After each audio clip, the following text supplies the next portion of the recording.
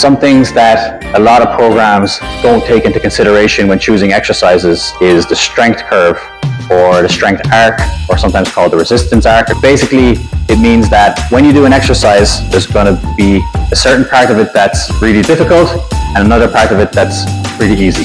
Here's an example. A chest fly. So overcoming the resistance in this position with my shoulder open and my pec stretched, that's pretty challenging until I get to here.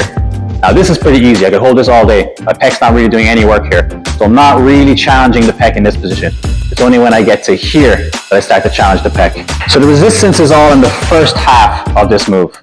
Now if I change that and I come to here, now it's the opposite. The resistance is happening in the second half of the move. So I could hold this all day. It doesn't really take a lot of force to overcome this position. But when I get to here, this is where it's really challenging. The shoulder in a closed position, pec shortened.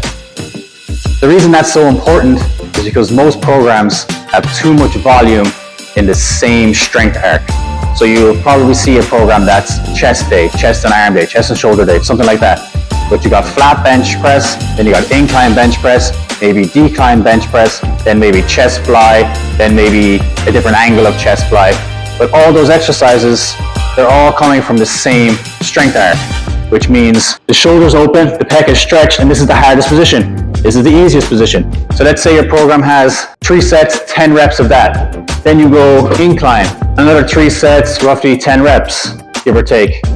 Then maybe you go decline. Pretty much the same position, shoulder open, pec stretched. Now I know the angles are different and you're going to be slightly challenging your shoulder girdle and pec a little bit differently. But if you do 3 sets of 10 reps at the flat bench press at a pretty heavy weight and you're pretty fatigued afterwards because you went to failure like you should, you're not going to get much out of the next 2 sets. Okay, you're going to be too fatigued to lift a significant enough weight to challenge your muscles enough to actually grow.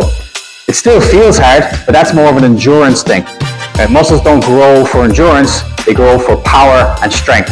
So you need to maximize the amount of weight that you're moving in a certain rep range in order to grow, especially if you've been training for a while and you're not taking steroids. If you're taking enough steroids, you can pretty much do whatever you want and still get results. So a better way to set your programming up is to do strength arcs. So you have one where the challenge is all here, and then you have another exercise where the challenge is more here at the end of the movement. If you still want to do your incline bench press, your decline bench press, dips, whatever it is, program them on another night and do only them. Make them your major ones. So let's say you come in on a Monday and you do flat bench press.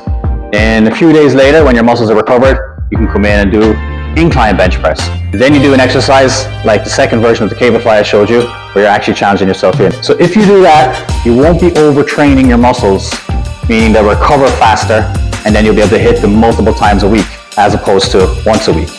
You're also going to be working your joints at different angles, so the muscles have to get strong in different positions, in different lengths. So that's going to keep your joints healthy, it's going to stimulate your muscle more, but without overtraining it. So that's what you need to be programming in if you feel like you've hit a plateau.